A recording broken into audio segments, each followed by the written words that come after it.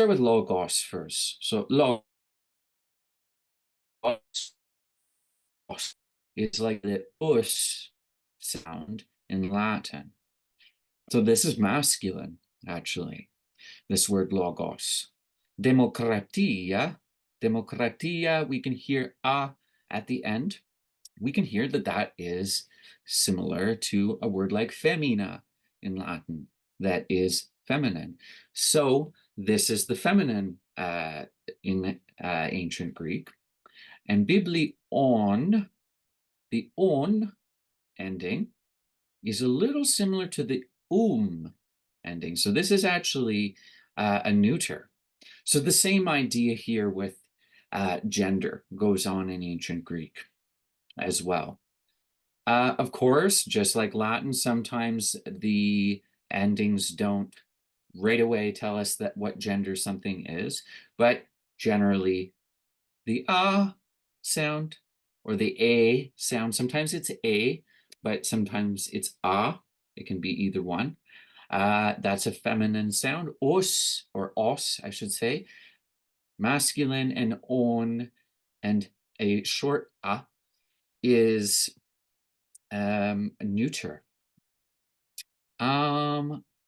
So we have lots of interesting words here, but just so we're not taking up a whole bunch of time talking about this, I want to go down to our actual section with a little bit of writing from Plato's Republic. I can't get it in a good, there, that's a good size. So I'm not going to read all of it, and my ancient Greek is a little bit rough, so forgive me if I pause a little bit. It's been some time since I've actually read it aloud. But just so we know a little bit what's going on here in this writing. If you guys haven't actually looked at ancient Greek philosophical treatises, so that's just ancient Greek philosophy writing. It's kind of interesting how people long ago thought, how can we present ideas to people in writing that will make it so they'll understand this? Oftentimes in the ancient Greek world, they wrote out conversations. So a lot of the most famous pieces of literature from Greece are done in this kind of conversational way, where you will have one person as sort of the smart guy telling the, not so smart guy why what he believes is wrong, or why he should think of something in a different way.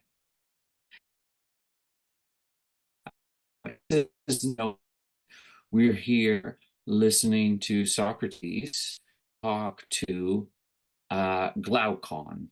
So this is Glaucon, and he is going to have a little talking with Socrates, and Socrates is going to talk about the nature of the soul being eternal, that the soul doesn't die with the body, is what Socrates is saying here. And he is basically, once again, I'm not going to read the whole thing. He's basically saying, wrapping up his whole argument and saying, therefore, Glaucon, this is the way things are, is sort of, we want to imagine what he's saying is sort of what's going on. So I'll do a little reading here. So kai hotos o Glaucon, muthos esethen kai hemes an sophen an pythometa ho auto kai tontes lauses or leses letes. Right here, ton tes. Tone taste. This is just a weird little thing I want to point out to everybody about language, is how strange they can be. Both of these words right here mean the. Tone and taste both mean the. So we know that words match up in Latin, right? The endings match up. So let's just look at this line here. And let's find the words that are actually matched up with these two words that both mean the. Ton. Well, there's nothing over here that ends in on. This doesn't, oh no, this is tes. Lethes. Potamon. What the heck? The word the is over here. It's lined up with the word over here. Tes, lethetes. Okay, well, this one is beside each other, but yet this one is over here. This is some of the strange things that ancient Greek can do. People spoke like this. People were able to kind of put things together in very, very, very odd ways. I think I brought up to this class once before that even the Romans acknowledged the genius that the Greeks had with their language, especially for comedy. And I think maybe you guys, it's been a while since I've said this, but it's because ancient Greek build up and build up a sentence of all kinds of information, all kinds of things, trickle the information out. And then with one word that you say at that last sentence, you can make a punchline, a very powerful punchline. And this is a little bit why, in that Greek can be flowing and free like this, and the words really, and it's not that they just can, they often are mixed up and jumbled all over through the sentence, like in this sort of way. Diabeton, diabesometha kaiton sukein. So here we have sukein. So this is the words for soul, for instance. So he's talking about the nature of the soul. Odeomeos miathome ometha. Ala en emoi pethometha nosetes anathoton sukon or suken. Athanaton, this word here, athanaton, means immortal. It doesn't die. So athanaton sukeon. He's saying that the soul does not die here. So I'm not going to go on any longer with this, but this is to just show you how different it is. Like Latin is very organized, very. This is, of course, a piece of actual ancient Greek literature, but it is still, as the author says here, it is still actually kind of adapted, so to say. So it's made more simple so that you can understand it a bit more. Yes, so, I mean, it's not a lot of information about ancient Greek, obviously, but a little taste of how free and philosophical truly ancient Greek can be in that way. So let's bring up a couple of our sentences from our other book.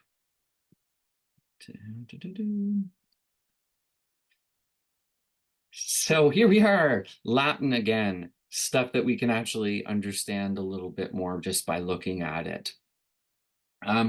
You come to appreciate Latin's very orderly way of doing things after looking at some ancient Greek, because ancient Greek really loves to stretch things wide open for interpretation sometimes. So we're going to talk about a good old argument happening between two boys, and this is coming from in the Cambridge course about education and kind of the society that children would grow up in the ancient Roman world. And we'll see here that the two brothers, the fratres, as we see, are going to go to a little store to see some statues. So, statuae, and the A and E here, you can hear I, that sound. It's reminiscent of what's going on even over in ancient Greek. So postquam Theodorus Alexandrum laudavit Ioannes Pompeiani et porticu discesserunt. So afterwards, so we have Alexander and Theodorus. So afterwards, they praised the Pompeian men and left the portico. So after we go through that, we have Alexander et Quintus ad Vilam ambulabant. So what are they doing? Now, what are they doing? Alexander et Quintus ad Vilam ambulabant. Ambulant. This is walking. But what specifically kind of walking? What time is this happening? In the future, in the past, in the present? When's this going on?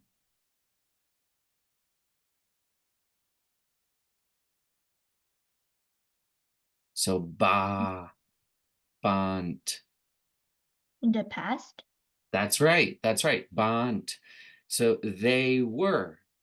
So just as a reminder, this is that ba sound is telling us that it's the imperfect tense. So that is the more common of the past tenses that Latin will